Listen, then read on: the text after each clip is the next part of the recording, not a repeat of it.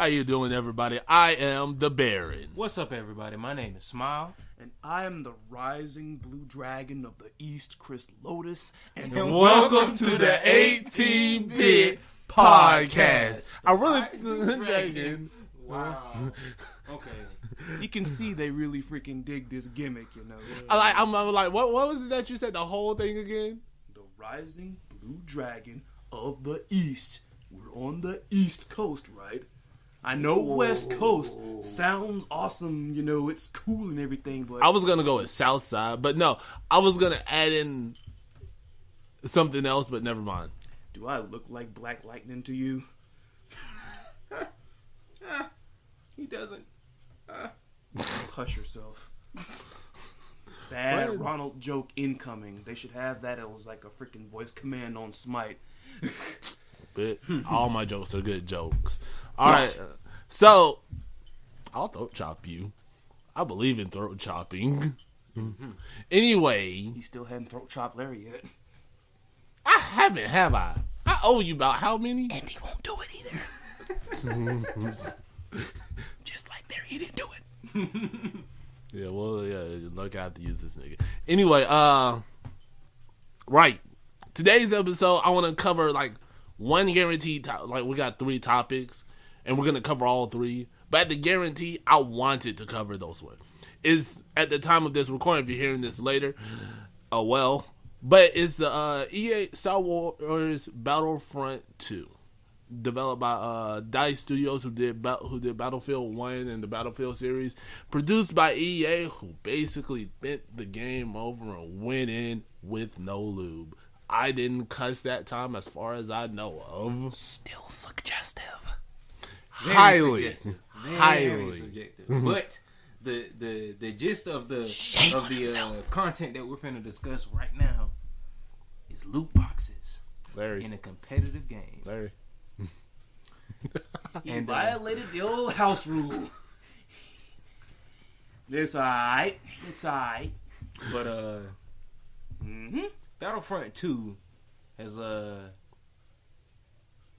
committed a serious taboo, which would be adding loot boxes that you can get items that can affect your gameplay in, which would effectively make that game pay to win. Am I correct? I mean, you're correct. Like, honestly, like, Battlefront 2, like, recently, in, like, the past couple months, Battlefront 2 is not the first game to do this.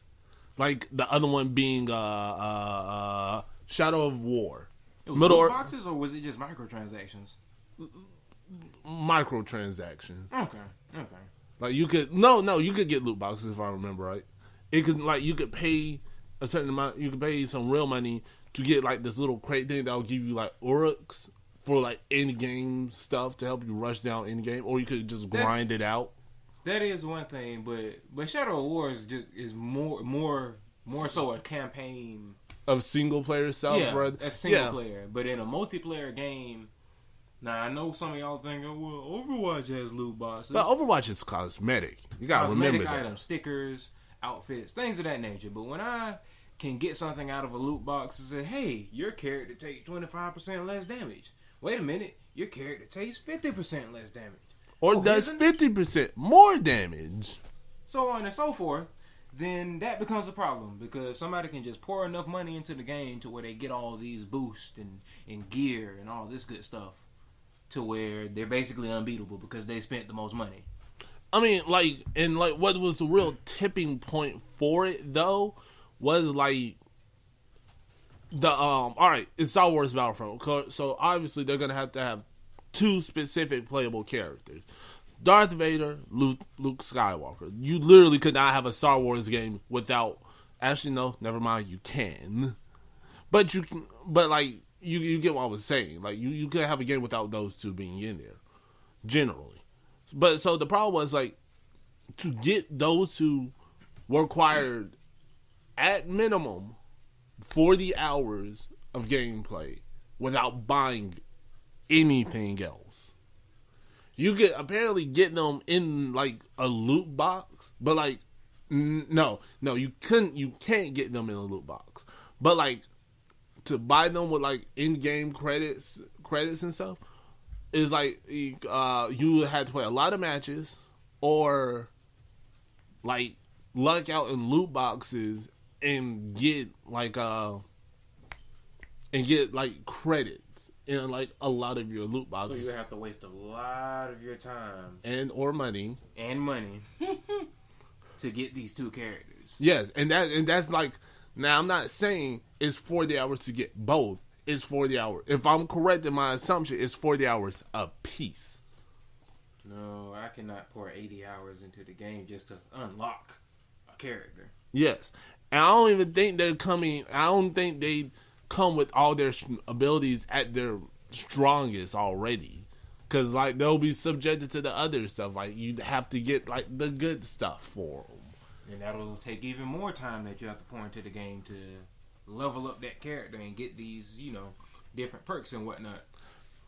I almost feel like they freaking misheard people when people started like being all counter against freaking DLC and all of that stuff. It's like, remember back like when we were younger and we freaking unlocked stages and characters. We unlocked them by freaking putting time into the game, man. Now it's just freaking pay out the pocket for this mess now. I feel like they freaking heard that and just took it to a mad extreme, honestly. Really took it to a mad extreme. Like that's what I get from it, honestly. That's what it feels like. Feels like somebody heard a bunch of people online saying that same exact thing, and they just took it to a ridiculous extreme. It's kind of almost like one of those matters where it's like, who approved of this mess, honestly? Who thought this was a good idea? I mean, look. I'm not all that used to the whole loot box thing since, I'm just now starting to play games that have that in there, but you already put the whole matter with the aesthetics and everything.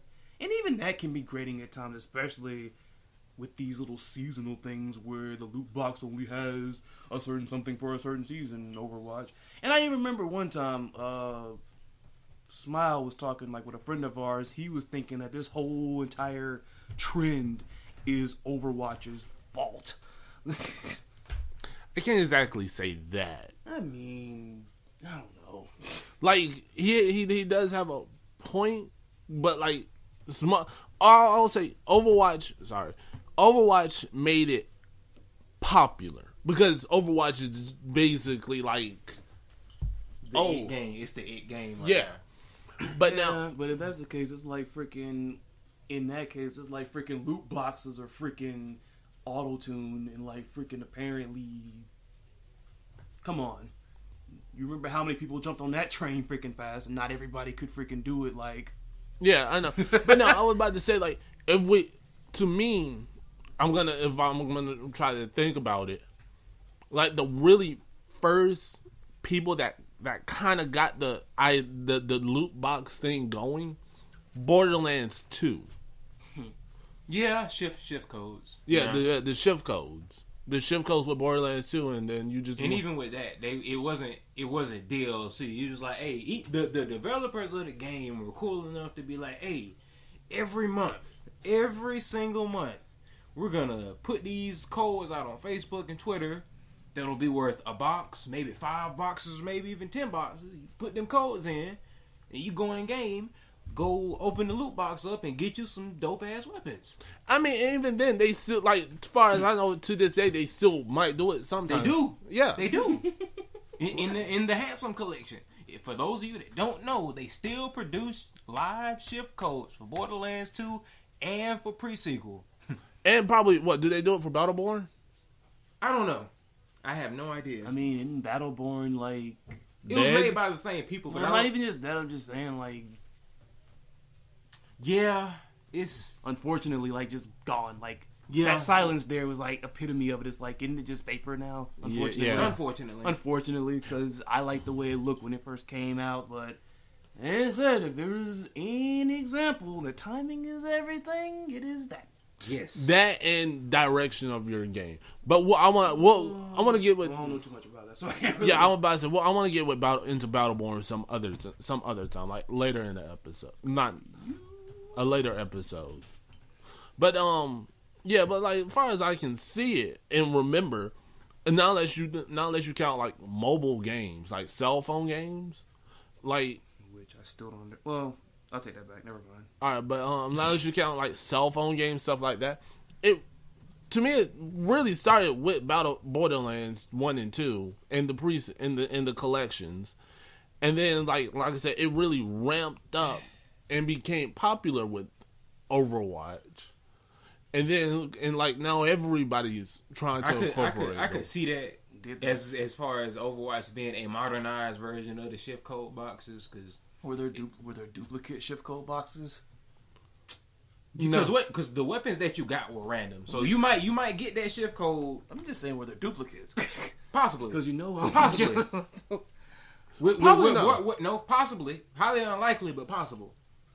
Yeah, it's really unlikely because like literally all their guns are randomized for like various stats. The brand of the weapon, the stats, the damage, the elemental type, the fire rate, all of that is randomized in like some weird generating system. So yeah, I just wonder if they have freaking duplicates, since you know how we freaking feel about that much. I mean, like the only one you get freaking like in Overwatch, love that game, but you get freaking chunk change. Well, back when they used to pop up, you got chunk change for those freaking. Those duplicates. Yeah. And you get a whole box full. It's like a whole box full of 5 gold, 5 gold, 5 gold, 5. Yeah, but no, like the only, like to answer your question, the only duplicate guns, and I don't know about shift codes, but the only duplicate guns that you would get would be like the named ones, like Moxie's bad touch, Moxie's good touch. Like if they were like named. That you couldn't get the only way you could get a copy of that is to go through the story again. Yeah, she has to give you that weapon. But anyway, that's besides the point. But yeah, nonetheless, like honestly, a lot of games do also carry the system. Like Paragon, the game that I uninstalled from my PS4 recently, scrap game. I can't say I don't recommend it. We'll get into that some other time. Probably never. Paragon is spared from Ronald's foul mouth, apparently. But like. Paragon has this like card system where you can, if I remember right, you can use real money to buy card packs. Don't quote me on that. I could be wrong. You can? You can use money to buy card packs, and just like with Overwatch, you play certain amount and you meet certain goals, and then you get boxes. But the only thing that was off about Paragon was that you can get a loot box, but you needed a key to open the box, which you also had to acquire. Like the keys in freaking Smite too. Yeah, like what Smite? Hold on. Like what? What are you talking about exactly? Then cause with freaking Don, shout out to old Don Mega.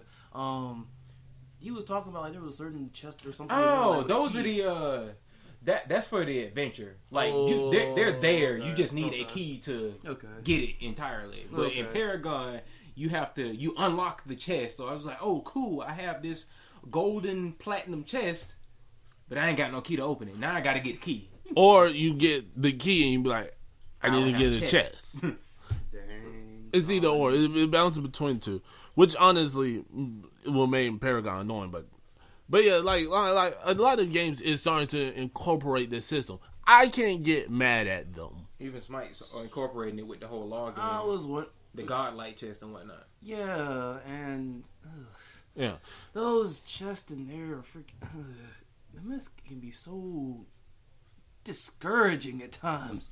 It's like, because basically I think it's like every little couple chests you get close to a godlike chest, which is supposed to have something really freaking awesome inside of it. But I remember the first one I got, it was just nothing but fantasy point boosters after I already had finished the freaking season ticket, which is, pretty much just point blank simple. Fantasy point boosters after you pretty much finish the entire season ticket are worthless.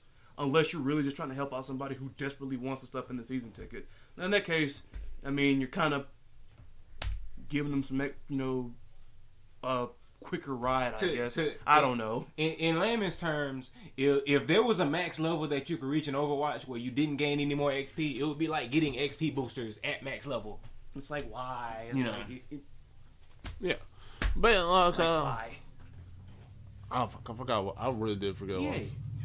You liked it. And you couldn't blame the companies for, right. Boxes. Yeah. See, I'm pretty good at that. Thank you. You gotta give me credit. Yeah, thank you. Credit. But yeah, like I can't blame them. You got to make money somehow. And when like today's, with today's state of games, people do hop on and off. Especially like for a life of a streamer. When some streamers live and die by a game because there are specialty streamers out there, like YouTube channel, like specialty YouTube channels, specialty streamers, and once like they hop out of that game and they try to go do something else, sometimes their channel dies. That's why I'm not a specialty streamer. That's why I do a variety of games on my streams and on my YouTube.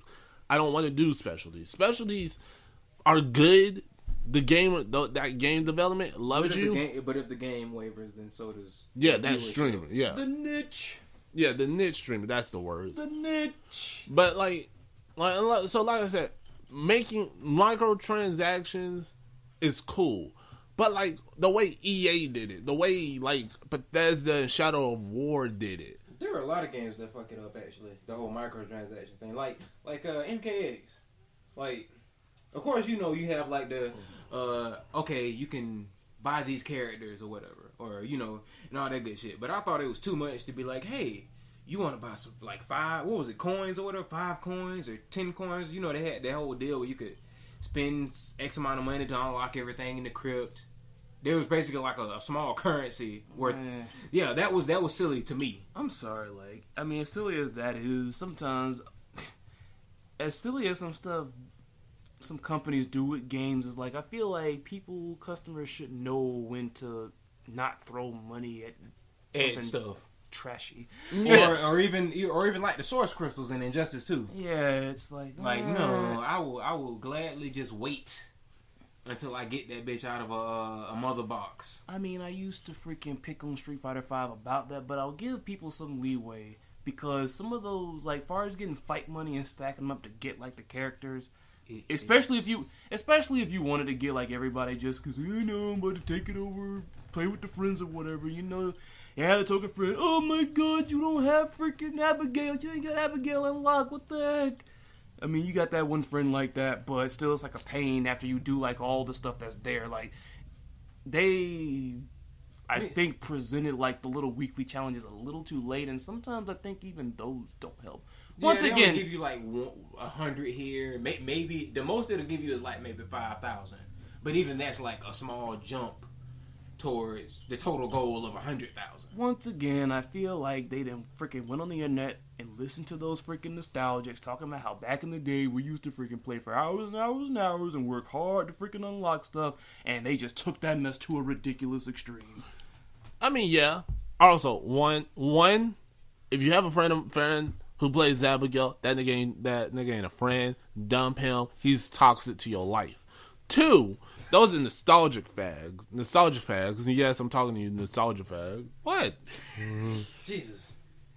2, like, I by the way, I just noticed you haven't. We've been this on. You've yet to pop off. Shame on you. Smile. I'm waiting for your pop off too. Like, you waiting for it? Like it's gonna be a thing with every single episode. Is gonna be a pop off. All right, but yeah, no, he's like, gonna call out Gucci. Okay, Not Gucci Mane, but it looks like old Smile got the spark in his eyes. So I guess I'll let him give you the history rundown of that. I want no misconceptions. I'm not talking about Gucci Mane, the rapper. There is a. I mean, he could get it too. No, fuck that. I mean, I'll give it to him. No, you ain't ready. None of us are ready for that. Anyway, you're right. I ain't about that life like that. Anyway, there is a Smite player, if you can call him that, that calls himself Gucci. And for those of you that play Smite and know a decent variety of characters, to put things in perspective, Gucci's so bad he could miss a Nuwa ult, and that's literally impossible. It's literally impossible. What is her ult? She hits everybody on the map with fireballs. Yeah, pretty much she'll go into the air, which is pretty much like the startup, and everybody will be marked like with not a target, but so much like they're gonna be hit like with a marking that pretty much notes that guarantees their. It's pretty much showing you that there's mess coming down onto you, and after that's over, it drops down, and then she like Pretty much, but he put it there simply. Everybody on the opposite team gets hit with a freaking projectile from the sky. Everybody. But Gucci is so bad, he could miss that. I don't know how, but he could do it. He can miss an Ao Quang ult. He got shimmied around and missed an Ao Quang ult and got killed by the guy he was trying to execute. He missed a Thanatos ult when there were like 3 people at the death threshold. But that's besides the point. Gucci is trash. If you see anybody on your team named Midnight in Tokyo, do not play with him. Please. That's his PSN tag. I don't know why, but his PSN tag is Midnight in Tokyo. So if you see that, be warned. It's Gucci. The messed up part about it is, I think we might have messed up because after, I don't know which one, I don't know if it was Smile or freaking Derek. What's up, Shy Deviant once again. I know I name checked him one time because he would be censoring the heck out of old Tattletale over here. But freaking Go suck a dick. But once they found footage of this guy playing, I remember we were actually playing Smite when they found that, because they always find stupid stuff to freaking watch on the side in the middle of matches, because the queue won't sometimes pop in freaking 2 minutes. They mess with sometimes. What's the longest queue we've had? 5 minutes. 5 minutes. But that's rare. That's rare though. 5 freaking. It's still the longest one. It's Yeah. still the longest freaking queue ever. But it's like they found it, and then after we found that mess, we proceeded to play a couple of matches, and everybody was just missing stuff. And it's like, did he curse us? The curse of Gucci. Did he curse us? And it got to a point where it was like, hey, You shall be as terrible as I am. don't mention it. Don't mention it. Don't. See, that's... And apparently we forgot about that, because now, you know how when somebody does something like really fantastic, you might be like, that's dope, or that's cool, so man. Butters. So, so Butters. But now when somebody does something really, really terrible, I mean like miss some shit that you really shouldn't be able to miss, like if you were playing Overwatch and you did a Zarya ult and got nobody, right? You like completely missed it. That's Gucci. When you do something terrible, I'm going to miss everything. when you do something terrible, Sorry. or when you miss the unmissable, or anything of that nature up that alley, that's Gucci. So when you do that, we gonna tell you that's Gucci. When you want to be Gucci, set your sensitivity to 0, cause that might as well be what you're aiming with. You're so Gucci, you freaking miss Soldier's ult, even though his ult is designed to make you not miss.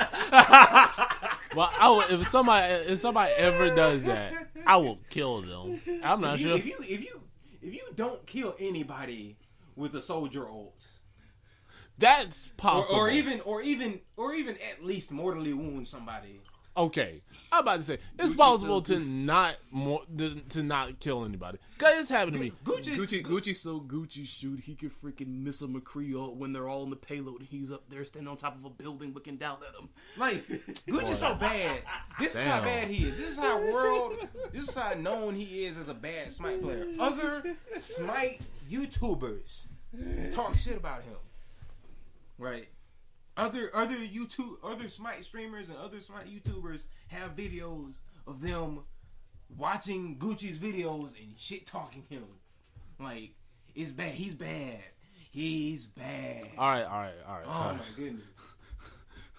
There's the pop off that I was looking for. guess since he brought up Smite though. Yeah, speaking of Smite and Overwatch, both games got new characters recently. And Moira, before we get into that, I am so sorry. Editors stuff, you know, because as the editor, the main mixer, the editor, and everything, you catch stuff. Before we get into this, yeah, I understand and I apologize. Life is Strange is not a fighting game. Sorry about that. who said that? I know, right? I did because when I was making the comparison with how I thought that Life is Strange had such an awesome story in the modern age, basically. Like, if you had to talk about games with the top stories, like the top 5 big stories, best stories, you would have to say Life is Strange as far as modern gaming. The same way I was saying, if you wanted to say in like the 90s when Yu Yu Hakusho came out, that had to have been one of like the top 5 best freaking stories in anime.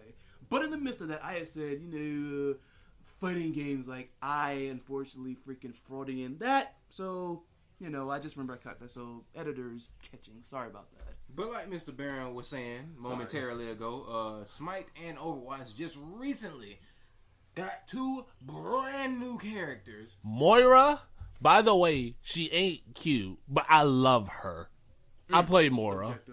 Subjective. Very subjective. Objective. On the Smite side, Because we Baron's have... stuck up, man. We have... That is true. Baron's stuck up. On the Smite side, we have Discordia, a.k.a. Eris for the Greek fans.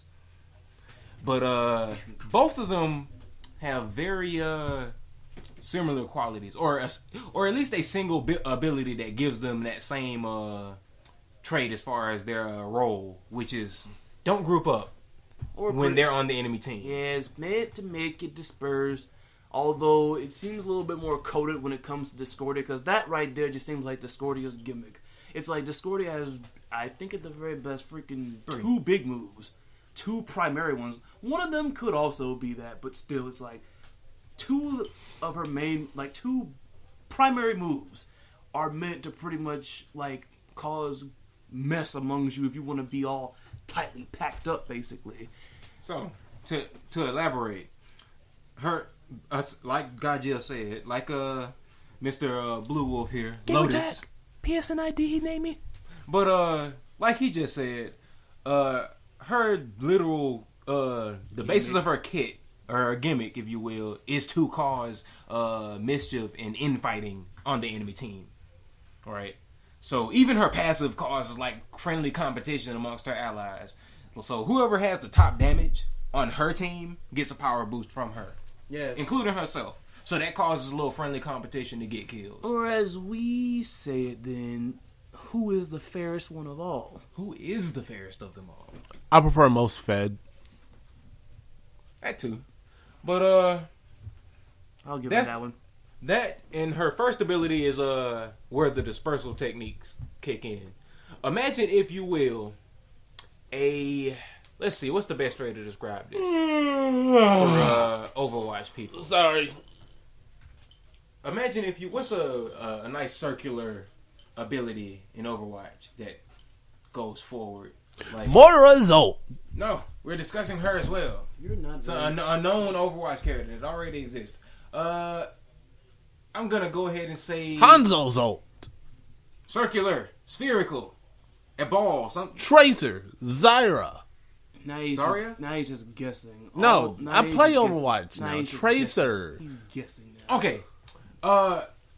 To sum it up, Zarya. to sum it up, Zarya. Discordia basically throws an orb forward, a large star. In the form, well, you're talking about one. Yeah, her one. Okay, She's my thrown bad. a large star forward, and that star damages everything it passes. And once it reaches its distance, it will bounce once, and once it bounces, it will disperse into 6 small stars that bounce off walls. So in that essence, even if you don't get hit with the main projectile, you still could get hit with one of 6 smaller projectiles. So that in itself discourages you from staying in a tight-knit group. Gonna be hard to make comparisons because there's not really much like this character to be. I mean, like. that is literally True. Moira. True. There's only the one ability that's remotely similar, but not exactly similar. But anyway, Close. Discordia's second ability is basically like a mischief causing ability. What it is a rectangular, like boxy area that she places on the ground. And if it hits one person, it does damage to them, like damaging abilities do, and it roots them in place.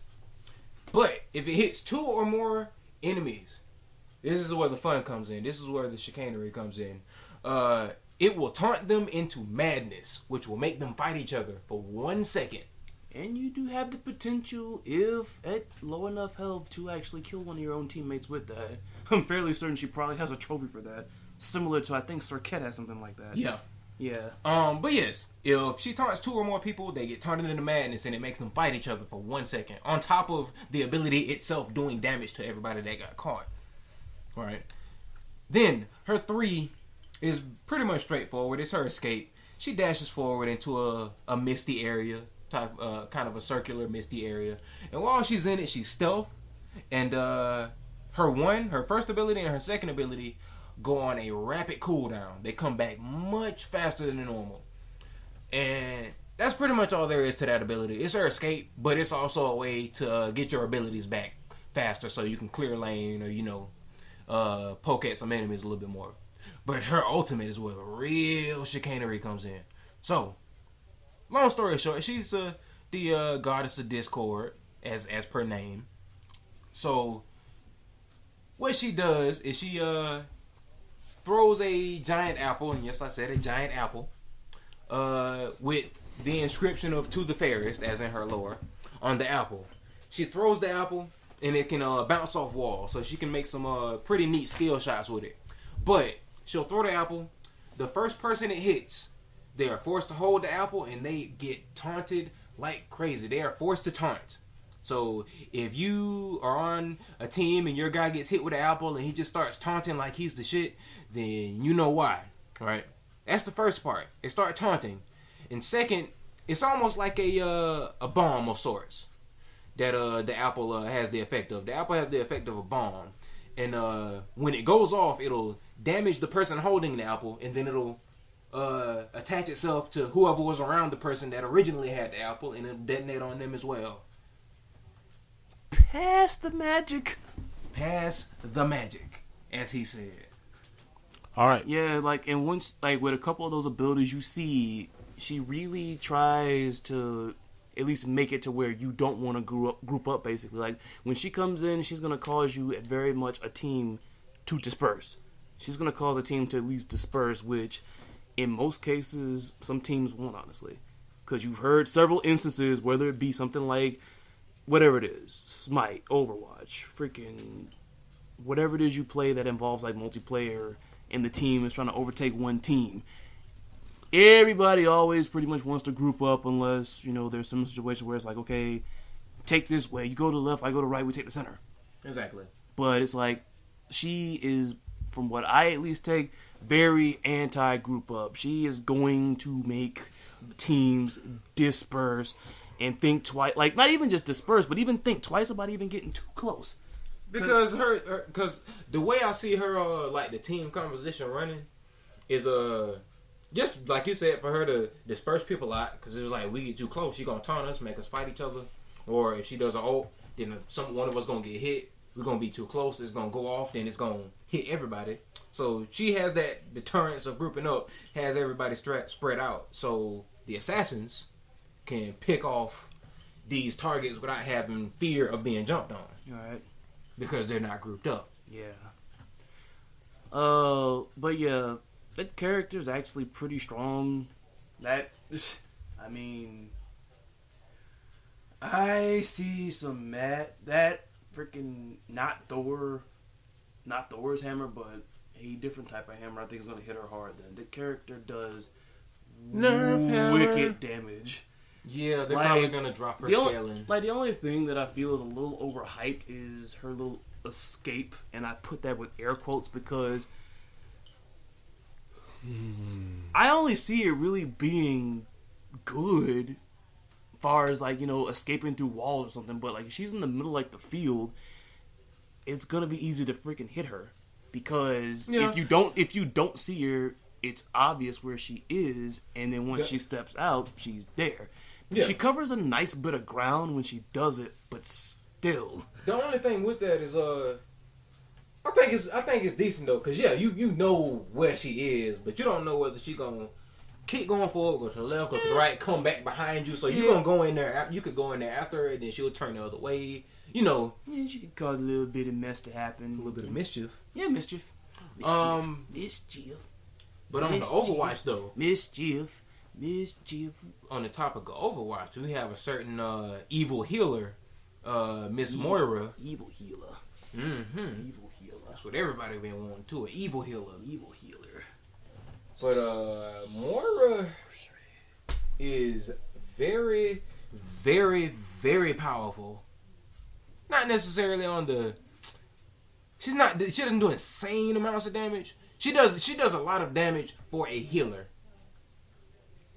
Very high amounts of damage. I don't know, considering how I've been getting a good number of kills with New Mercy.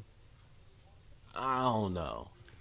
She does, like I said, she does good damage for a healer. But anyway, like with Mercy, if you trying to be offensive with Mercy, you can cap a few people off. Like especially honestly. if you ult, like that's freaking. Yeah, especially if you ult, because they really can't get to you.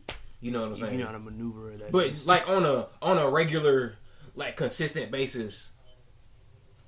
Because with Mercy, yeah, you could go attack Mercy and just run out with your pistol, with your sidearm blazing. I mean, I might shoot you myself if you do. But, like, whipping out the pistol, like, in the middle of a fight just to put on some extra damage, all right, I'll be okay with it, just as long as you go back to healing immediately after. But if you be like, I'm going to play only attack Mercy, I might smack Somebody did that. But, somebody's done that quite a few times. But anyway, like, as far as they're, like, the way they're supposed to be played, that's, like, an attack Mercy, or her whipping out that sidearm, at least on paper, is something she would do to either possibly pick off a straggler that may have just killed the person she was trying to keep alive. Like if the person she was healing and the person she was fighting, like maybe was tussling, and your guy the enemy got the upper hand on him, killed him, you probably lay some damage on him a little bit, and then pick your guy up. Among other scenarios. But Moira, she... Boy. Like, there's gonna be some getting used to beyond the new character hype. Because normally you'd be like, okay, everybody playing this character just because it's new. And, you know. But we're gonna see a lot more Moira. We're gonna see a lot more Moira in the future. Because the lay down her general kit, for one, like I said, she's a healer, mind you. She has a kind of a combination of a Tracer Recall and Reaper's Shadow Dash. Because in her own perspective, it's just a dash. She moves forward very quickly. And that thing is good. But in the perception of an enemy or even a teammate, she disappears from where she is and then reappears in another location. So that's very, very deceptive. She's almost like an assassin healer in that aspect. Not to mention, she can also like dash like backward, like similar. She can dash backward. She can like change her direction while she's in the middle. Like I know this is a very purely, well, I'm not gonna say purely, but killed myself in most times like that. Honestly, what? I said I've killed myself a lot of times with Moira's dash. Well, I mean, it's like that dash is good though, because it's like, I mean, I'm not sure if this is terminology in shooters or whatever then, but that mess is good for mixing the opponent up, honestly. Like, it's freaking, that mess is good. Yeah, once I had got around to using her, like, the way everybody was talking, I was expecting, like, she was doing roughly, like, Symmetra-ish damage, or, like, Zenyatta Discordant or whatever. From what I saw, it was like, I mean, it's decent, but it's not as crazy as I thought, which I figured. You know, the thing with her is she does have high damage potential. It's just she's very setup heavy, honestly. Like, she's very setup heavy. She's reliant on the orbs. But that's pretty much where the setup comes from, because it's like, in most cases, I found myself, at least when I played her, it was better to sustain. Like, I had better sustain if I threw like a health orb that would stay with me, as opposed to like stacking while I was fighting. As opposed to just double stacking damage, because it's like, even with her, there are still some characters that seem like she just can't really straight up mess with, honestly. Like, Reaper will freaking, in most cases, 2-shot, eat her alive. Or 1-shot. 1-shot, like, eat her alive. Hanzo does what Hanzo does. Junkrat does what Junkrat does. I mean, yeah. But I mean, it's not saying she's bad, it's just that, I guess, as opposed to... She's not God like everybody's hyping her up to. Yeah, as opposed like to Discordia and Smite, I feel like she's pretty fair. People are thinking they should nerf the orbs, and I understand that. And this goes back to, I think, a point that Smile made earlier. Because I think I had mentioned this sometime before, just randomly we were playing something. Both of these characters, Moira and Discordia, have some sort of anti-group up sort of tech then. And in Moira's case, it's more so with the orbs, her damage orb. Because I know we were playing a 3v3 one time, and, you know, we were kind of like approaching carefully. Like, pretty much all three of us were still like in the room where we pretty much, which was our base. and that orb flew through, and it really just melted a nice little bit of everybody in there. It's like, and that orb, like, and I think it's possible to get some kills from the grave with that thing, honestly. Yeah, I've got several kills from the grave with that. Like, I got a double kill from the grave with that shit. I mean, I don't know what they would do with it. I think somebody had mentioned maybe increase cooldown on it, possibly. Yeah, Jabril suggested that they either reduce the damage or increase the cooldown. I say because it's only 6 seconds. So I say increase the cooldown. Yeah, because I was about to say, because even now, even though she's relying on the orbs, it comes back really quick. Yeah, because then it's like if it is how they want her to play, far as like having some sort of balance between healing and damage or whatever, then I feel like her damage is fine. It's just sometimes when you play these games, it seems like a character is doing a lot of damage, not so much because the attack is OP, but more so because certain moves tend to come back at very weird times. Yeah. More so too fast. Yeah.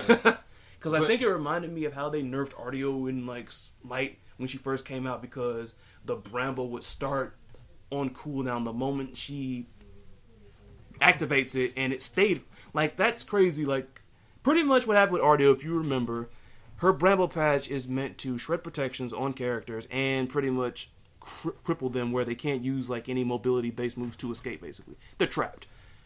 That move would linger for a nice couple of seconds, but when she first came out, that freaking move started on cooldown the moment she activated it rather than when it finished, which is kind of what moves in this game like that should do. Because especially if that thing is out there for like maybe 3 or 4 seconds and it's cool out for like 5, like even like however it is, like long, like freaking more than 2 seconds. Like it's not like it's immediate bam. Like it's out there for 5 seconds. It's out there for a while. Something like that is out there for that much time.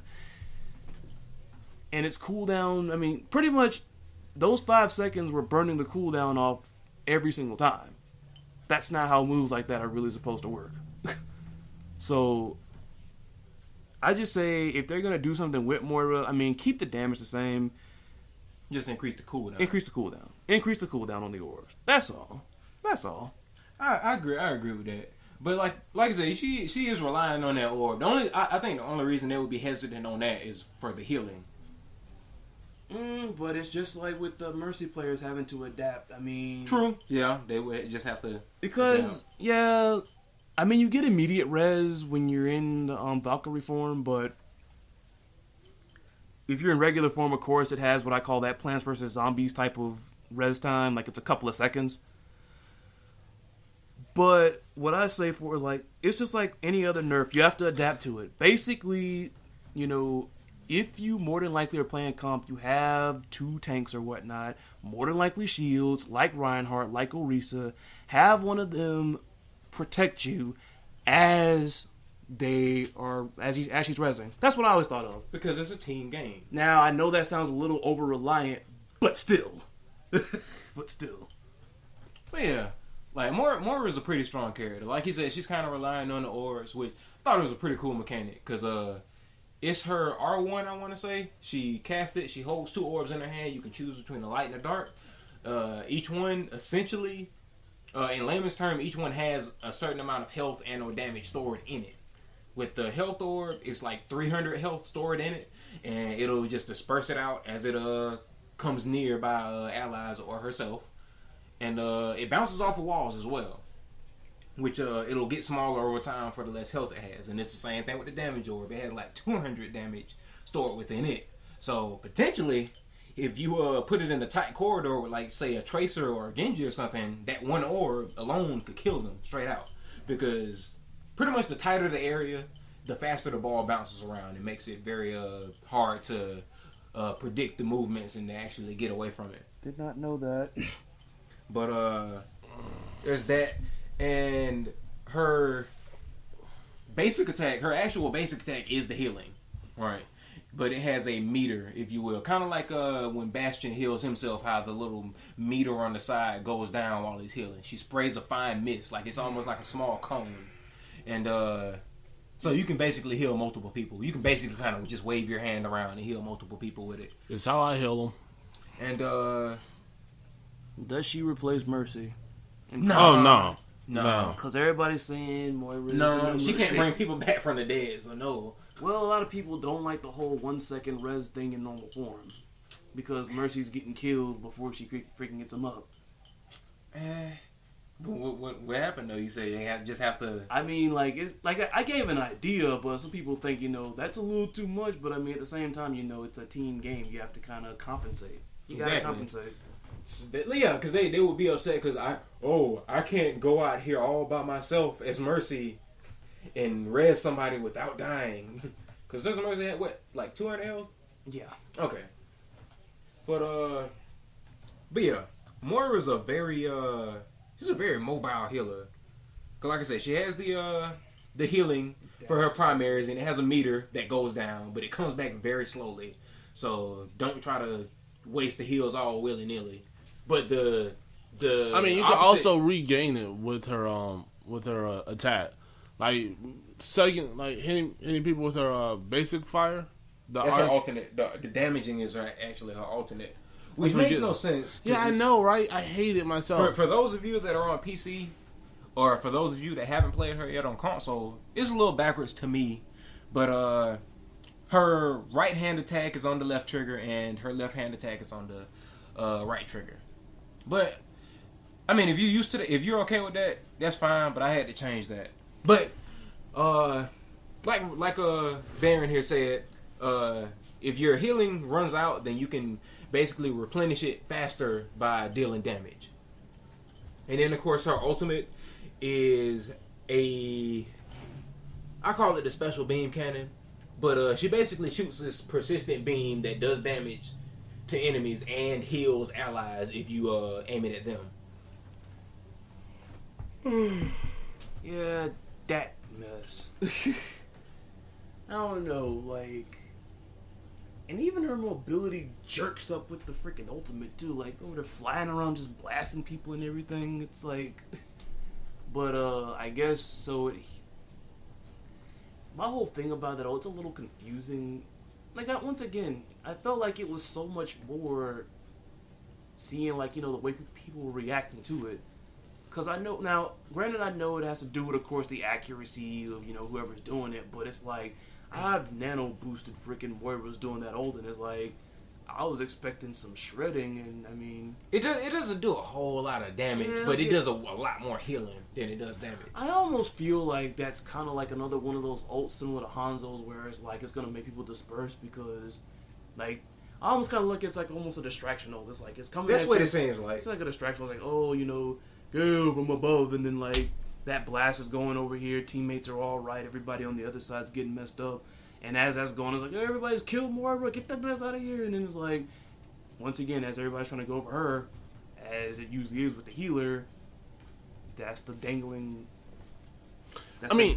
Honestly, when you fire off her ult, you're in the back, you're behind your team by that point in time. A smart player, basically, because I've killed Moira with Reaper when she's freaking ulting before, and not an 8-way deathmatch. Yeah, like I say, smart Moiras. Yeah, try saying that 5 times. But fast. she can be Try saying that 5 times fast. She can be stunned or CC'd out of it though, like very quickly. Can't she get sombered out of it too? She can get hacked out of it. McCree can do the stun. stun. That happened to me one time, and that was kind of bull crap. But I mean, she can get hooked out of it. You know what? Yeah, I mean, I guess it makes sense. I mean, I don't know.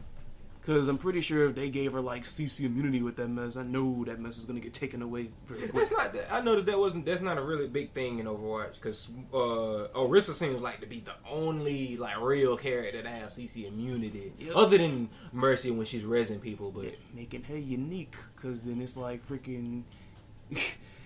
you've seen it before. You trying to get hooked and it's like... In essence, it's a block. It's a block. That's all it really is. Because I didn't see, like, Reinhardt's charge at Orisa... Don't move. Clink. What's up, Reinhardt? Like, you just freaking sizing her up. Like, ah!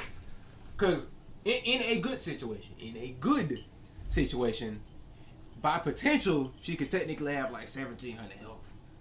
Shield, the portable shield is 900, and when she does the CC immunity, she takes half damage. So she basically has 800 health instead of 400.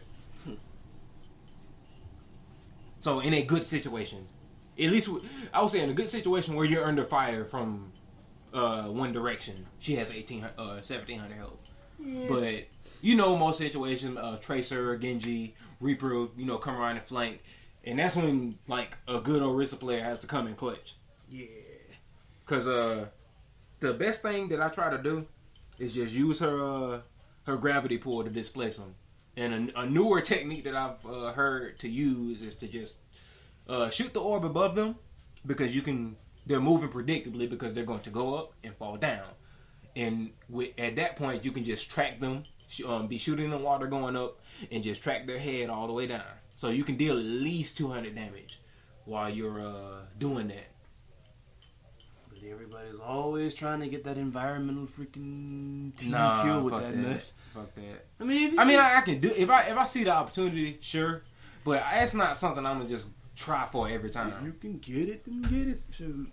Because you can throw the orb out.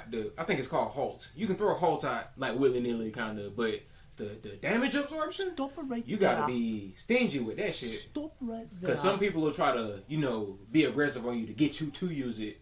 Then when it wears off, then they kind of converge on it to take her out. I kind of feel like you should use that early. That way, it's like once you start cutting everything down, then it's like, especially if you have another tank or somebody that can freaking take a little bit, you can disengage or converge on your healer, and bam, I mean, you're good.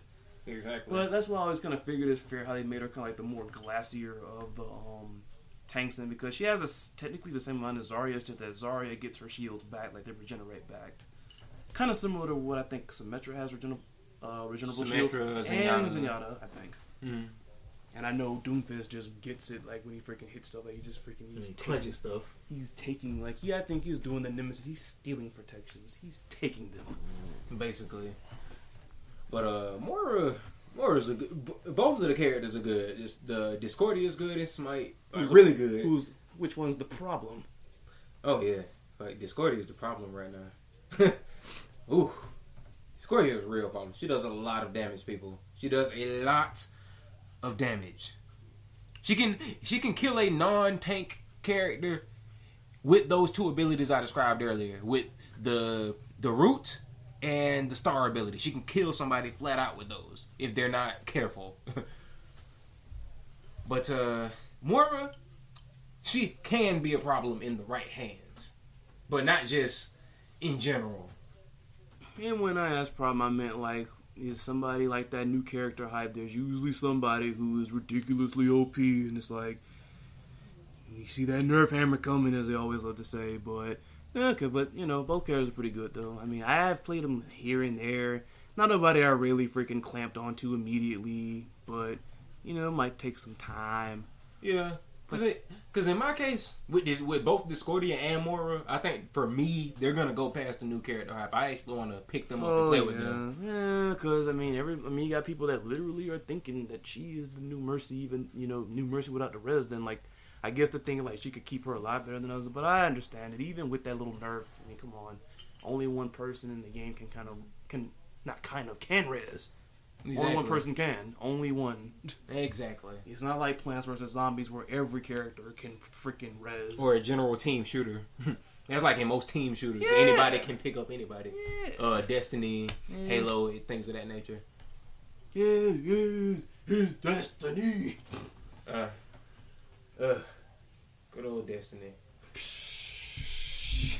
Once you get done with that shit, there's nothing else to do. I was told to stay away from it. That's all I know. That's all I have to say. But I was just told to stay away because you're gonna finish it, and that's gonna be it. No replay value, or I don't know. That's hearsay. I don't really have an opinion on it, but So, Smile freaking tried to challenge me since I've been making a fuss about this for a while. He wanted me to try to freaking name off my top 5 freaking most hated Smite characters. Now, I don't know about making a freaking top 5 on the spot. So it was like, you know what, we'll go easy and we'll freaking just make it freaking 5 in general. Mm-hmm. What? So I said 5 is way as well, basically. Alright, yeah, bet. Alright, I'm gonna start this off. I know we're doing some 5 in general, but I'm gonna start this off with the Smite, nigga. What? Yeah, I already had one for Smite anyway. Well, you know what? If we share mutuals, then cool. Roll with it. Roll it. Oh, we wasn't sharing? Go ahead. Alright. Who's that sleepy nigga? My man. Kumbhakarna. That bitch ass. We done already got started. Good. That's Let it. us segue into that because if you hadn't caught it already, the two of them share that. It used to annoy me at first, but it's whatever now.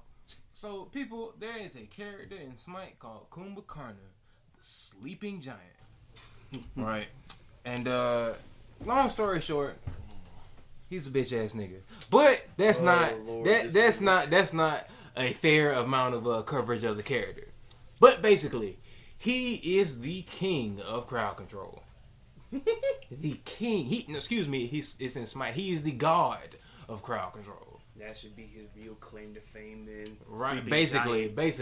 But long story short, the most annoying thing about Kumbhakarna is his passive. Being that he's a tank, it's already hard enough to kill a tank quickly, that is. So his passive is that when his HP reaches 0, remember the title he has, the Sleeping Giant. When his HP reaches 0, he doesn't die. He goes to sleep. And Snore, niggas. And you have to hit him at least when he's level 5, when he first gets a point in that ability, you have to hit him like 6 times? Yeah, 6 times. Something like that. 5 or 6 times at that point while he's asleep to actually kill him. And if you don't, within I think 8 seconds, then he wakes back up at like 25% health. And also, he can use like his yawn, I think, when he's sleeping, which will stun you, or like whatever. There's another term. He has an ability where he yawns, and it basically, it's effectively a stun, but it's something called mesmerize. But for the basis of the explanation, we're gonna call it a stun. But he has a stun where he basically walks up and yawns, and anybody that's in an area around him when he yawns will get stunned for X amount of seconds. So, like I said, he goes to sleep for 8 seconds when he reaches 0 HP. You have to hit him at max rank for his passive. When he's at level 20, you have to hit him like 10 times to actually kill him after the fact. And that's not including minions sprinkling some damage on you. That's not including his other teammates trying to protect him from dying. Right? So you have to basically go through a series of gauntlets to even get to him to attack him and actually kill him. And on top of that, while he's sitting down asleep, it makes sense as a part of his lore, but he can yawn and stun you for 3 of those 8 seconds to stall, basically. Now, if that's not the makings of an annoying character, I don't know what it is. I mean, his passive is freaking annoying, but it's like, I don't know, it's like, it's one of those matters where it's another group, like a freaking team group up type of deal. Then I'm pretty sure if everybody groups up in early game, they can knock him. But I mean, you have those rare cases where he'll freaking slip away. Yeah. And especially if his team is watching his back and they freaking crowd control you, and then he gets a freebie and gets the heck out of dodge. Basically. So then he has another little dash ability where he can he'll hit minions and knock them back, and the minions become projectiles that can hit people. And I think that's more of a style move. I think Derek actually killed somebody with that. Yeah. Probably. And then his ultimate, I think it's like giant uppercut, something like that. Creative. It's something like that. But he basically dashes forward, hits you with this his what is it, a mallet club, his giant club. Depending on the skin. Depending on the skin and the outfit he has on. But he hits you with his weapon, and it knocks you up in the air. And you don't take any damage when he hits you. You go up in the air, going up, then you get to the top, and then you fall down. And when you hit the ground, you take the damage then. And any allies that are in that general like blast radius of you falling get knocked back and take damage as well. And his general like everybody get got. Everybody get got. If Kumbhakarna catches you by yourself, you are not going anywhere. And I forgot his other ability. His I think it's just 3. He picks the mallet up, the club up, and he just slams it on the ground and it roots you in place. Maybe I don't mind it all that much because I play a couple characters that counter that easily. The best one, in my opinion, being Ganesh, because you could either silence him or punch walk him before the hammer comes down. Yeah. But Hashtag punch walk. In a general cases, if you're coming across Kumbhakarna, he's gonna do one of two things. He's either going to initiate with the hammer, get you rooted in place. You rooted there for like 1 or 2 seconds. As soon as you get unrooted, he's gonna walk up, yawn on you, put you back to sleep for like 2 or 3 seconds. But the kicker is the moment you take damage from his yawn, then you wake back up. But anyway, even without that, if his other teammates haven't already killed you by having him apply those 2 amounts of CC to you, then he ults you, knocks you up in the air, and then that's usually it. That's usually a wrap. Isn't there a saying about somebody really, truly disliking something? The more they talk about it, or the more they can say. What's that? I don't know. It just feels like there's one because you've been freaking going off on him for almost a nice little bit. But this is his top 5 right now. Oh, what? My top 5? All right, bet.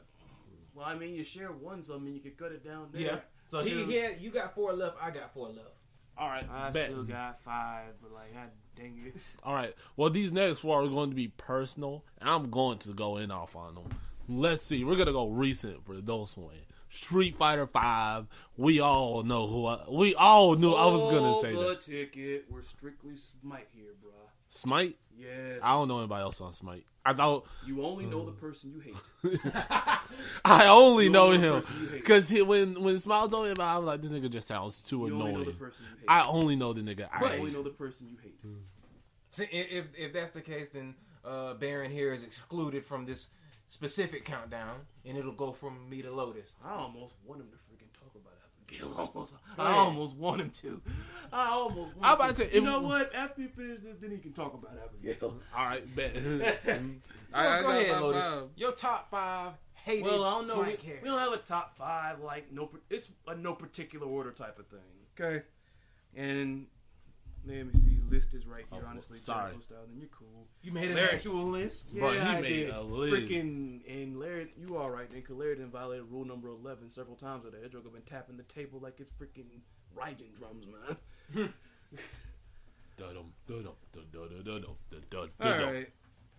Anyway, but much like he said, this is personal too. A freaking, cause I know people gonna be like, well, you can count this character with. Let me tell you something.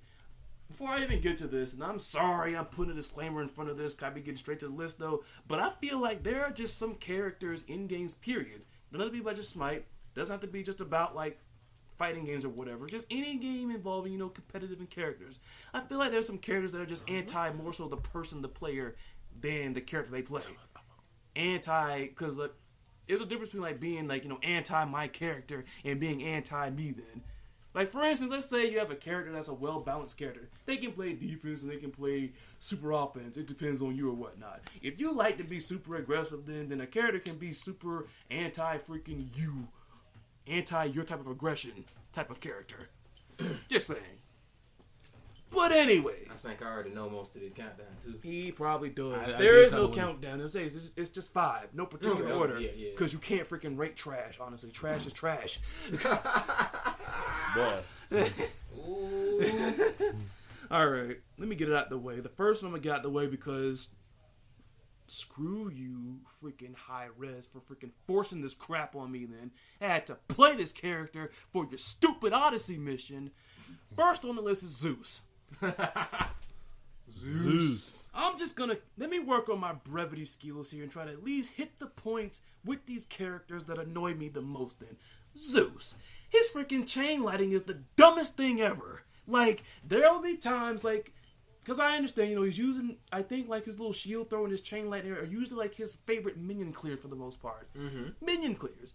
Okay, I understand there's supposed to be minion clears and you might be able to use them in offense against another enemy god, but I didn't think it could double like that. I mean, it's a difference between Neith shooting her arrow and it goes through the minions and it hits an enemy god on the side. I have to aim that.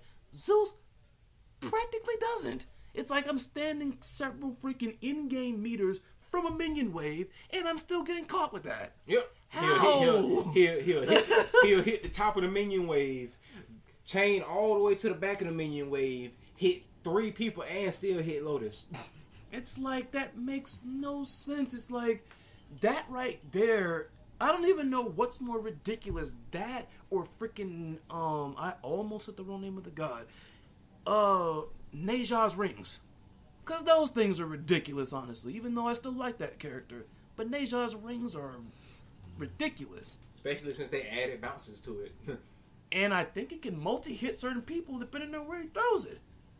It depends. Like it'll multi-hit people if there's if it hits you and there's one other person standing next to The you. fact we have no consistency with this just proves it.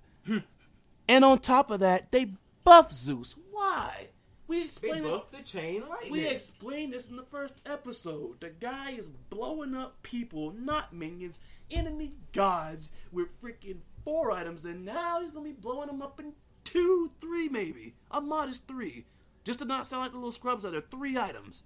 If he builds the right 3. Soul Reaver being one of them. I understand he has no escape then, but it's just like freaking playing Dawson in Street Fighter and complaining about getting punched in the face. Dawson is not aggressive and can escape.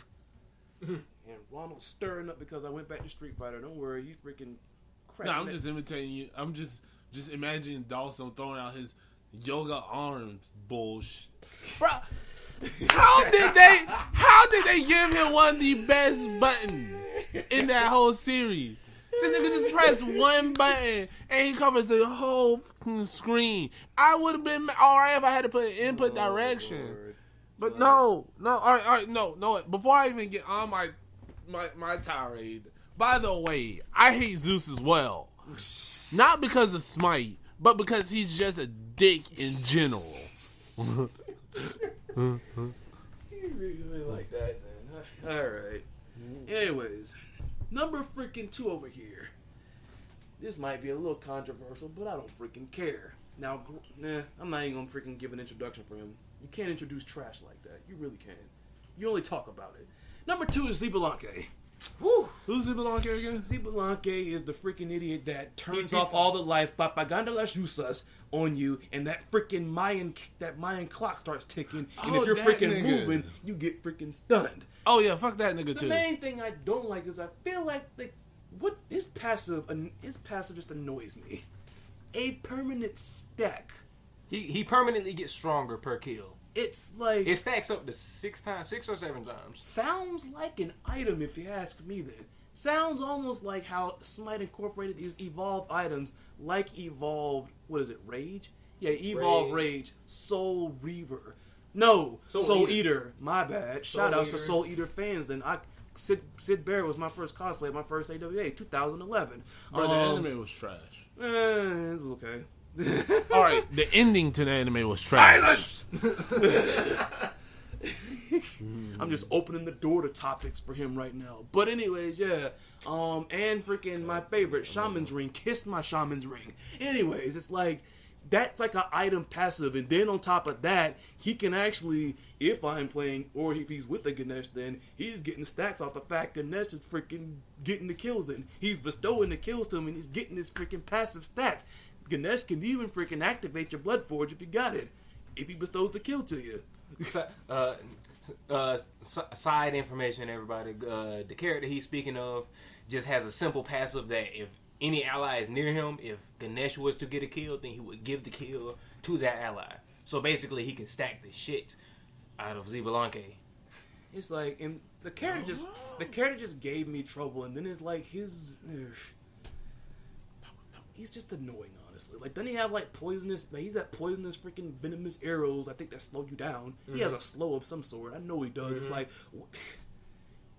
his lockdown potential is like almost Artemis like then. Almost. Except for the fact that he just freaking shuts the lights off on everybody. But at least with this list, or at least, well, not list, but at least with this character, I guess I've gotten better at managing him. I don't know what the heck has happened to him. I just more so hate that passive and the fact it's attached to him, honestly. Yeah. It's ridiculous, honestly. It's ridiculous. I mean, shit, him and Odin basically got the same thing. I don't think Odin's is as strong. Odin has to freaking, well, okay. Oh, yeah, okay, I'll give you that. Odin has to kill people in his cage. Yeah, his cage is not up, constantly going then. The passive is a constant. That's what I always saw passives. That passives are almost like constants in the game. sort of like constants, basically. A constant ability, depending on, I guess, the character, because, you know, there are some things with certain passes you have to trigger, but, I mean... Yeah, some are tied to it. But between those two, then I feel like freaking Odin has a much more tougher time earning it, especially seeing that they nerfed Odin, but I digress. Number 3. Bacchus. Bacchus. Bacchus. Who's Bacchus? A drunken, freaking, idiotic, over the god of wine. Drunken bastard. Drunken bastard. Boy, y'all can hear that. Drunken bastard, then. It's like... So, here's the thing. When I first got into this game, I learned that at least certain characters like Ymir can get away with just building straight damage, because Guardians in that game are supposed to build tons and tons of defense. But I've learned characters like Ymir can actually get away with it, and that's simply because Ymir has good tools, basically. He has good tools to get himself out of a situation. He can wall you off and get some footing, like freeze you or wall you off and get some footing and slow you down, because I think his passive itself is just pretty much slowing people down. Like, it's one big, gigantic gem of isolation. But in this case, with Bacchus, to me, does ridiculous amounts of, like, even for just the... Haven't we seen, like, Bacchus's where he's, like, building defense and he's still freaking doing tons of damage to us? He's freaking he's hitting, like, a literal, as we call it, a fat mage. A literal fat mage. Like, I think he might be the powerhouse, maybe second to Kabrakin as far as Guardians go. I don't freaking know. I think I'd get second to Ymir. But his gimmick, his little belly flopping gimmick, like, and I hate that ult. That ult is garbaggio. Because far as I'm concerned, he's got a freebie. And then, like, his freaking belching crap has the range of what I would like to think most mage moves kind of do. Like, it almost matches... If freaking Medusa's freaking venom hits these people, then it spreads, honestly. But and it has anti-healing properties. Well, I don't know. Because I don't know. I think I played... Any other Guardians have anti-healing? I don't know. I have to look.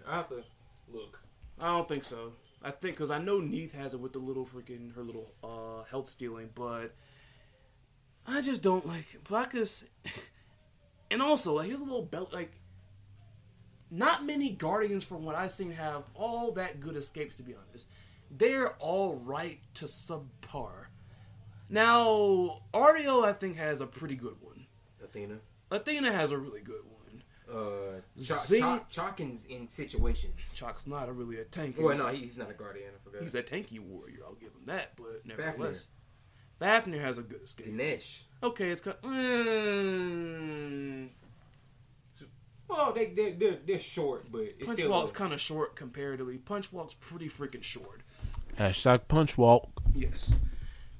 But it's like that, like, Bacchus, he can just really get out of a situation almost better than any other Guardian that I can think of, maybe with the exception of Fafnir. And Xingqian, because when I used to actually play a whole lot of Xingqian, I thought his little freaking double chop and jump was actually too freaking good for somebody who's supposed to be, you know, a Guardian, somebody who really isn't supposed to have all that good escapes and is supposed to just kind of tank through any type of freaking problem. But Bacchus is annoying as crap, I'm sorry. Bacchus is annoying, quite honestly. It's like, I could sit here and freaking keep talking about it, but it would get freaking repetitive. It's just... Forget that character, man. I'm actually doing pretty well with this because already on 4. On average, when I would make a face melting, we wouldn't even be that far down the list, though. Once again, number 4. High Res, you forced this crap on me, man. You gotta stop forcing me to play characters that I don't want to play. Kill that mess. Number 4, Habwa, Hebo, whatever the heck. The dude made out of water. There's a water spout in a shotgun cannon, like a watery shotgun cannon. Alright, before I go off, which one is it? The freaking geyser. Which one is it? 1, 2, or 3? The geyser is his 3. That is the dumbest move in the... Like, No. that is the dumbest... I have to give it to his 1. That is the... I gotta give it to Oh, you. we getting there. We getting there. We getting to that. We are getting to that. That range, like, okay, I understand.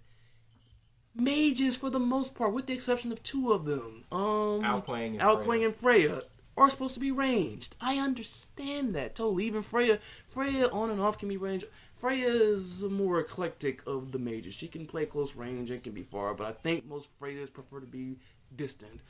But that is, because it's like it hits from so far. It's frustrating. It's like, because people always say, all you gotta do with a Habois is freaking lock them down and you're good. Well, it's like I have to watch my step.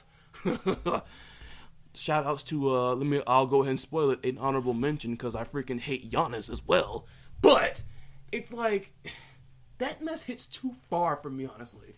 Like, the way I sometimes poke around when it comes to playing with a mage, I'll sometimes, like, if I want to harass them, I'll get like midfield, like I'll kind of dance like right next to maybe my warriors or whoever's in the front line, and I'll kind of just throw a little bit of something out, peck and poke, clear the minions, whatever. He doesn't have to take that many steps forward to just freaking clean your freaking lower body, honestly. Like, you getting clean with some good old Tide, even though it's not freaking Poseidon, I almost called him Neptune.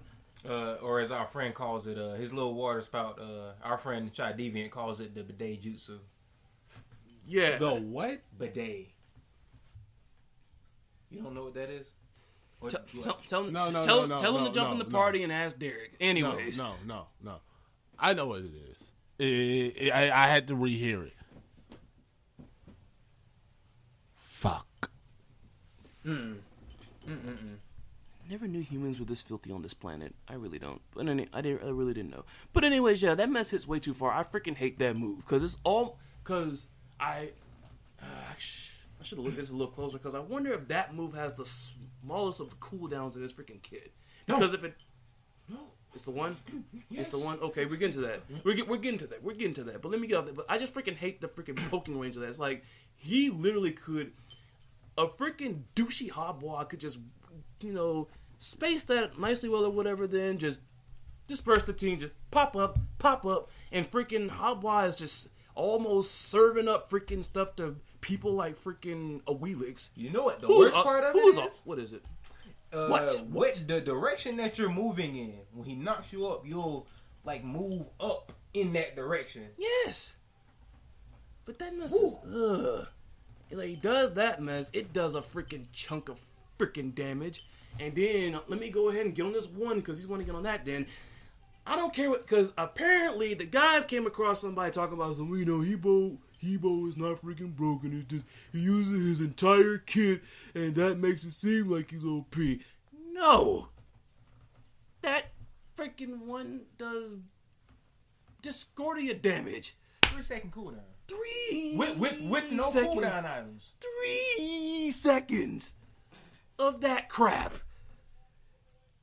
It's like, this is why I don't believe in a freaking tier list. Like, that character, they're saying he was on the bottom half, is like, get out of here. That character is annoying. And then it's like, he doesn't have a solid escape like most characters. Not only does he actually have one, technically, but it also serves as a segue for his teammates as well. And guess what? Slows you down too, hombre. You're slowed. It ain't even like freaking, I'm running away. Like, I'm faster than you because I'm on a carpet. No, I'm faster than you because I'm on this and you ain't invited. This is the blue freaking wet carpet and you wasn't invited to the after party. You can't go to the Habois pool party, whatever the heck. Stop this mess. Jokes aren't even getting anywhere with this. Number 5. Uh-oh. This bull freaking crap. Freaking character. Uh-oh. Boy. All right. Is it Joe Budden? Oh, hush. Stop acting like Ronald and freaking spoiling the end of the freaking story then. You know what it is. Yeah. I'm wondering. Yeah. I don't. Let me get on straight into this then. The assassin camp, honestly. I understand assassins are supposed to 1-2 hit you and quit it. Not like that, but you're a done deal. He didn't pick just You're a single done guy. deal. He picked the whole You're a class. done. No. See, you're not even. See, once again, you're jumping ahead of the story. You're tripping over your own shoelaces, bruh.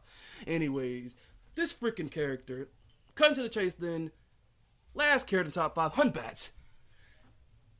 Hun freaking Bats. Okay. Main thing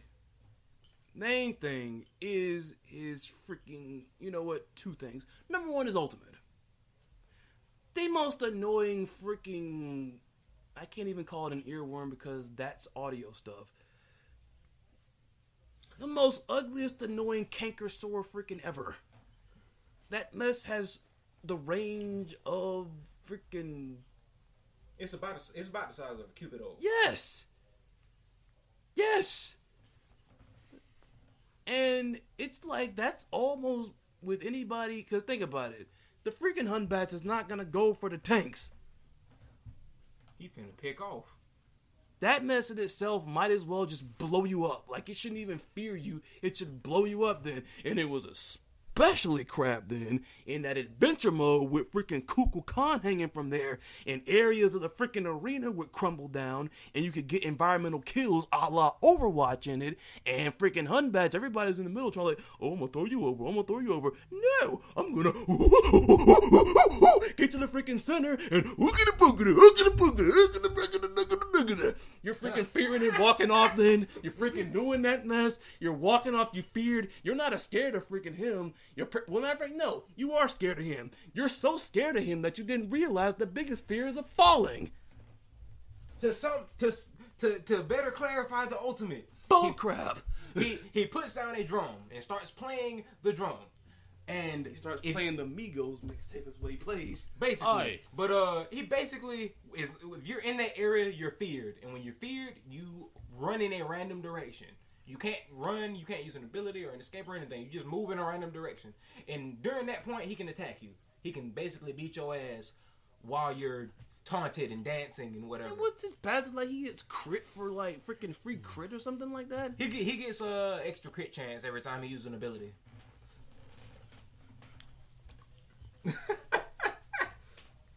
I'm sitting here gesturing with the hands like, what is that? That's all I can say is, what is that? What is this character? And then it's like, see, I wouldn't mind him that much if he did not have a mobility-based move. But he does! Got two, technically. No, it's one, well, yeah, but there's one that sticks out above them all then. Because imagine, see, well, I don't know. I'm only saying just because, like, as an assassin, he's very glassy, but he's not going to freaking pound the ground and then possibly do that mess and get away with it, but who knows? I don't know. Maybe it's happened before. But everybody seems to love doing his old little monkey freaking teleport, a la his version of a blink, if you will, and then does that mess. Like, never. For the non-smite players, his 3, I want to say, he tosses a small monkey out and it bounces off of targets, and the last target it hits, he can teleport to it. So, yes, he has blink for free. Almost every freaking couple of seconds. Because I know blink as a relic takes hella time to come back. Takes 2 minutes. 2 minutes. What is this? Ooh. On that note, I'm done, man. Get this, Ooh. get this mess out of my face. Get this. Now mess. we get to go on to Smiles' top 4, because I already got rid of Kumbhakarna, me and Ronald's mutual hatred. But Bang, bang. now we get to go on to my top 4 most hated, right? Smite characters. Since we already did number 5, we're gonna skip straight to number 4. Number 4 is motherfucking Loki. For those of you who don't know, I'm gonna lay down the bare aspects of his kit right now. Imagine you got an assassin. His passive if he attacks somebody in the back, he do extra damage. Okay, cool. Guess what? First ability, he can turn invisible. If he attacks somebody out of invisibility, he does extra damage. Oh, wait a minute. I'm going to go invisible and then attack somebody in the back. So I get to come out of invisibility damage and the back attack damage. Second ability, it's okay. He makes a little decoy, which is mainly made to distract minions. And then it explodes, which also does damage if you're standing in it. But that's besides the point. That's more of a mind games thing he does while he's invisible. So, his third ability, he buffs himself. He does a damage boost to his basic attacks. So, let's see. I'm going to go invisible. Then, I'm going to buff my basic attacks. And then, I'm going to attack you in the back. So, I'm attacking you in the back for extra damage. I'm coming out of invisibility for the extra damage. And I just use my 3 that gives me even more extra damage. But wait a minute. There's his ultimate. Get this. He automatically teleports to you and stabs you in the back. So, the basic bread and butter, Loki go invisible, may or may not throw a decoy out there for no reason, maybe just do some mind games on you. He uses buff, and then he'll ult you in the back and proceed to shred the shit out of you. If the ult doesn't kill you, then his next preceding basic attack will kill you. And on top of that, when he uses his 3, when he basic attacks off his 3, he applies a bleed.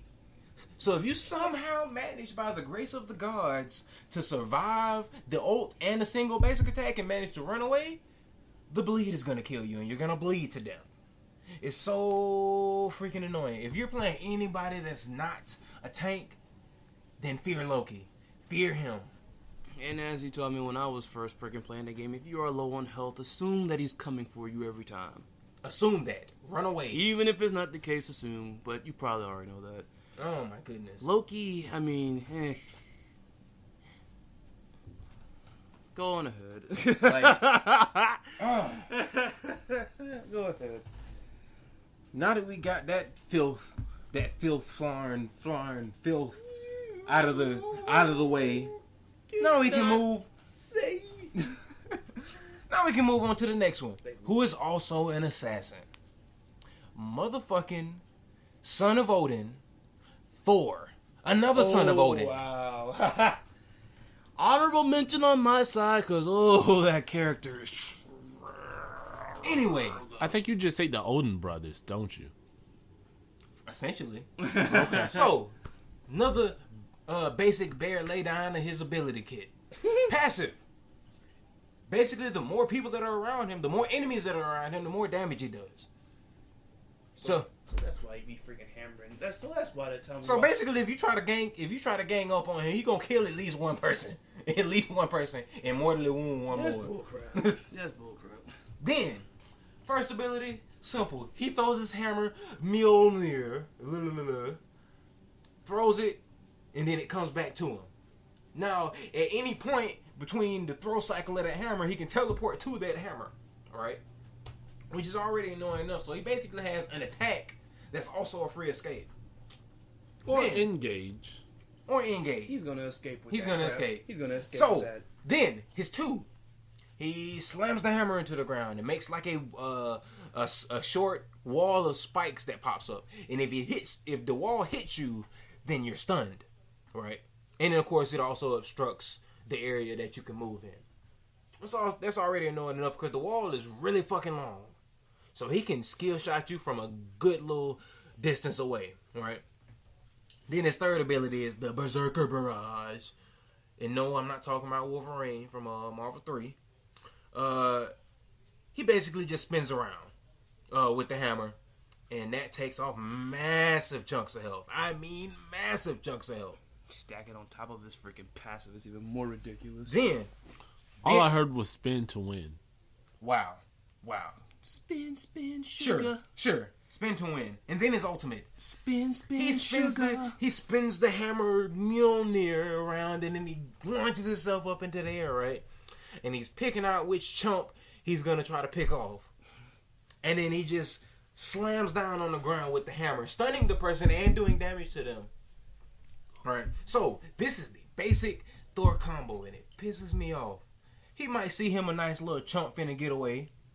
He do his ultimate, go up in the air, land on him, stun him, throw the hammer, then put the wall down to stun him again. Let the hammer come back, do more damage, and then hit Berserker Barrage for the finish. So that's that freaking combo y'all were talking about. Oh boy, somebody did that to me for the first time when me and Don was playing. That shit made me so bad. There was nothing I could do. He stunned me with the ult, throw the hammer. By the time that stun's done, he puts the wall down, stun me again, and then spin the win. You know, it's bullcrap because I've probably been hit by that so many times, and it's like you don't even know you're getting hit by it. Like, oh What's my on goodness. deck, brother? Oh. Nah, what is that? Number 3? Number 2. Number 2. He actually has them in freaking order. This guy is actually so sophisticated, he can rate trash. I ain't necessarily rating him. But, like I said, Whatever. I'm just calling him as I see him. Number 2 is the all motherfucking father himself. Odin. He was just talking. You just hate the whole family. Basically. God, Basically. Jesus. Like, He just freaking. So Odin here. You call that one. So good. So old man Odin. We were briefly discussing his passive. So his passive, actually, he has a new passive. Yeah. So his passive by itself is whenever anybody dies around him, he gets a temporary movement speed and damage boost, right? And that's already annoying enough because he's a warrior, so he's a bruiser type of character, and he already has his little leap, so he can cover some good ground with that leap. But on top of that, he's getting the extra damage and movement speed whenever somebody dies. That's annoying as fuck. So, the first ability in this damn combo is basically his leap. And it's a simple leap. He jumps, and when he hits the ground, he does damage in the area. Simple enough, right? You would think so. Then, his second ability is where the bread and butter come in. Second ability is called Raven Shout, which is basically a shield that he applies to himself. And after a certain amount of time, the shield explodes, right? He was like, Smile, how could he possibly combo that with any other ability in his kit? Well, let me tell you. We got something in Smite, a term in Smite called the Bird Bomb. And that's basically when Odin puts the shield on and then leaps. Because when he leaps, the damage from the shield, the shield explodes essentially on contact when he leaps. So you're getting leap damage and shield damage combined, which, if you're new to Smite, it's going to kill you. Point blank simple. You said what? Say point blank simple. Simple. It's Point going blank to kill simple. you. That's pretty much that. And Odin, even though he's a warrior, he loved playing assassin. Because you might be minding your own business, clearing some minions. Like, gee, I'm glad I'm clearing these minions. There's nobody here to interrupt me. And then wham! Odin, jump over the wall. And that's the end of your story. Yeah. But then his third ability, this is where it gets even worse. So his third ability, forget what the name of the move is, but he essentially spins around twice with his spear, and it slows the targets that it hits. So, typical combo. Put on the shield. Well, excuse me. Typical combo. Find some chump, some unsuspecting chump. Go hide behind the wall so chump don't see you. Put the shield on. Jump over the wall. Demolish like maybe 90% of his health if he ain't already dead. Then, do your spin to win. That seems to be a thing in the Odin family. Spin to win to slow him down, and then you basically attacking her down. But then, on the off chance that they're still alive, then you got the glorious honor of dying in his cage, which is his ultimate. Yeah. It's fairly straightforward and simple. He just drops a circular cage around himself. And unless you have an escape, some type of leap, not a dash, but unless you have some type of leap or some ability where you go on the ground or phase through things, then you're stuck in that cage with him until either you die or the cage disappears. And on top of that, You think you maybe pop some potions or have your healer support you? Forget about it, because when you're in that cage, you cannot heal at all. He doesn't reduce your healing; he cuts it out. Poor Herc. And then, poor Herc. And then, just like Lotus here was discussing Xbalanque and how he gets a permanent buff when he kills somebody. If old man Odin kills somebody in his cage, then he gets a permanent buff, and that stacks up to 10 times. But at least, like, I'll give him some leeway. You gotta work for that, because nowadays people freaking can be escaping the cages. All the Neiths and the Ganeshes and all of them can escape it. And I think the reason I don't hate Odin all that much is because most Odins are kind of just freaking one-note jokes, basically. I mean, I know it's like his bread and butter, but still, it's like, it's something that everybody sees coming. It's just like freaking a Ryu in a Street Fighter game, basically. Everybody knows his moves. For the most part, they've been kind of consecutive over a bunch of different games. Like, we've seen this bird bomb about 100,000 times. Like, I know freaking a Wheelix be just waiting for him to come back down. But, yeah. Alright, who is the top of the freaking top? Now, before I get to my number one, just make a little honorable mention, because I don't hate him as much anymore. More like dishonorable mention, though. True. I guess you could call it that. But it's also a Norse god. I feel a little better since he missing his hand. You know. But motherfucking Tyr. I used to hate the shit out of Tyr. Used to. Until I figured out how predictable Tyrs were. Used to hate simple rundown.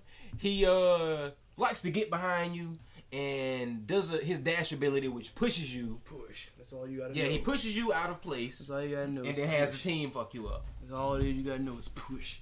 Especially on that freaking same. So, remember the freaking Armageddon arena I told you about with Kukulkan and all the freaking falling edges right there? You bet he was picked a whole bunch of times. So push. So what I'm hearing is pushing it. He has an elaborate setup for a gangbang. He's just pushing it, man. Basically, he pushing it. But I don't hate him as much anymore because Tyrs get very predictable. They will try to boldly walk up and get behind you like you don't see them walking up to them so they can try to push you. That's why I don't hate him anymore, and that's why he's a little dishonorable mention. But boy, my most hated. Boy, when they're on the enemy team, my most hated, most annoying god to deal with. He ain't actually in the Norse Pantheon. He come from the Mayan jungles. Oh, my bad. I guess wrong. Who did you think it was? I was about to say Al Quang since you've been making a fuss about him lately, but I guess that's more of a new thing. It's more of a recent. I've been playing with him though. Yeah. It's like a give and take thing with him. But boy comes from the Mayan jungle. And I'm pretty sure his favorite band is The Doors. Motherfucking Cabrakan. Number one? You said what? Number one? Wow. Oh, boy. I hate God, boy. Boy. As they call him, Loki Big Brother, since he be freaking playing with you. Long story short, Cabrakan is, he don't take the top spot for bitch ass nigga, but he up there because, his passive is that he takes 5% less damage overall. So screw everything that you do by 5%. If you call yourself if you call yourself Mr. 100 or Miss 100%, Miss Right, Mr. Right, whatever, you are only 95% to Cabrakan, and you'll only be 95%. You can't get any higher than that around Cabrakan. So you think you're a freaking perfect 10? You're right. Cabrakan says nay. So basically, Kin size is 1%. Because, Kin size have your abilities and basic attacks do 4% of their health and damage. But against the Cabrakan, it's 1%. Since he takes 5% less damage. Just innately. But long story short, Cabrakan is the fuck your face guardian. So, his abilities entail getting these 2 fucking big ass doors on his arms he'll walk up with extra movement speed, by the way, because it's one, he gets these 2 big doors on his arms, and he just gains movement speed for free, even as a guardian. And the first person he hit is stunned. I've always thought that was crazy how he just gets freaking movement speed. And yes, it does do a nice little chunk of damage. Then his second ability is this tremor ability. He just gets mad because I don't know, because he missed that fucking Coldplay concert he wanted to go to, and he starts pounding the ground. He just starts hammering into the ground and causing tremors, and it does what it entails. It creates a tremor, which it basically it messes up your movement. You can try to move in a specific direction, but you'll be kind of wibbly wobbly. It's almost like being intoxicated by Bacchus. Yeah. And it does damage on that per tick. And he can do it for a very long time. He can do it for 10 seconds. Or until he runs out of mana. Yeah, I always thought that was crazy. Because when I first played him, it's like he's going on. Like, when can he stop? I mean, yeah, the mana drain is freaking long, but like, that's crazy. Then, his 3 is another super powerhouse. So, basically what he'll do is he'll take the 2 doors on his arms and he'll just slam them together. Fair enough. It does a little chunk of damage. But, here's the kicker. Since he's a tank, if he absorbs damage, if he absorbs a certain amount of damage while he has these doors out, then when he does that 3 and slams those doors together, he has another stun. Yeah.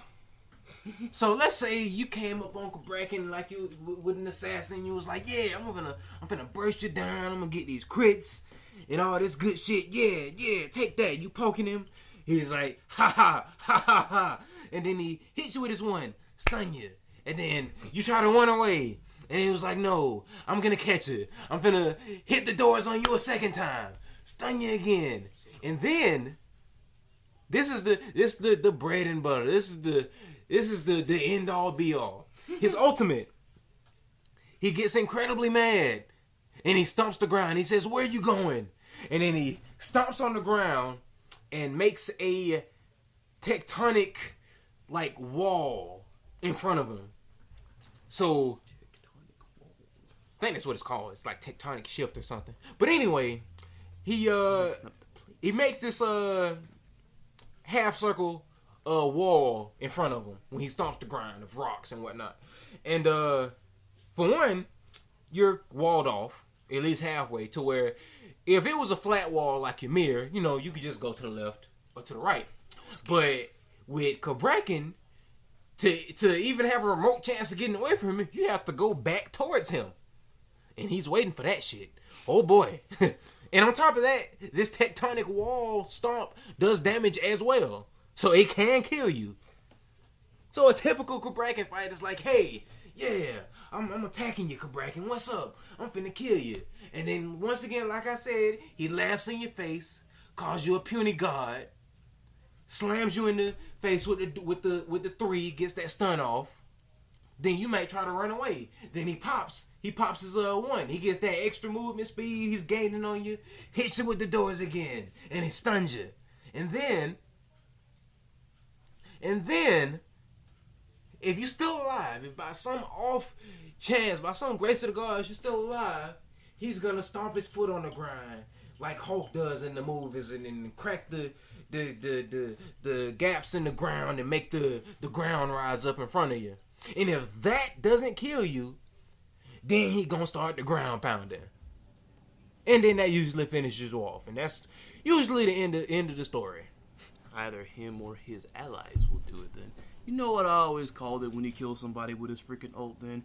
Like he made very freaking ragtag graveyard freaking headstones for you. Like for real. Like he just freaking, I can't spell, Cabrakan can't spell, then just put rock right there. What was on them jokes? He was like, why did you can cross the road to get away from me? Ooh, the sound bites on that. Headphone users beware. I was talking about his other joke. He was like, It was like last mountain I saw like that got broken in half. Woo-wee. Headphone users beware. What is that? I mean, it's too late. Like they're already deaf. He already took out a lot of our fan base now. Once again, that's how you know if you're voice acting, you made it. True enough. But that was me and Lotus's top 5. I'm a substitute. Top 5 bitch ass niggas in Smite. We had to go there. All right. Unless something critical happens, let us not freaking revisit Smite for a while, because we got more steam to blow off. It's like, we'll be on this too freaking much, then, like, let us take Corsodia that a little bit before we revisit that. See, I think the viewers will really appreciate it though. We we have some priceless reactions. We should get a camera. Yeah, we'll work on that later. But I guess so. But nonetheless, Why am I singing? I don't know. But nonetheless, thank you for tuning in, everybody. Of course, we originally talked about we had the top 5, but I can go ahead and give you my quick list. Abigail from Street Fighter V, Teemo from League of Legends. That's really it. No, never mind. The dogs from Call of Duty. Oh my god. Sakura Haruno from the Naruto games. Really, I don't even care about her in the games. I just hate the character. And Lil Wayne. He's not in the game, but I kind of wish he was so I could just beat his ass. But nonetheless, we're going to take off Lil Wayne and Sakura Haruno. But the other 3, technically 4, I got. But How the fuck you gonna take 2 out of the top 5? What? Well, they're not really video game characters. Oh, you. But nonetheless. What is this? But nonetheless. What is this? All right. We'll see y'all in You're next. you're like freaking Blaze Blue Cross Tag Battle being revealed at Evil. What is this? What is this? But this isn't in a good way though. Oh no. Anyway. No. Oh no. You see it. Y'all see we can't freaking wait for that to come out. We just can't. We just can't. Yeah, no. There's no way. But anyway, as I digress, like I said, I am the Baron. And I'm Smile. I am the relentless, the raging, rising Blue Dragon of the East Coast, Chris Lotus. And once again, all 3 of us thank you for tuning in to the 18-Bit Podcast. We'll see y'all next week. Woo! Take care.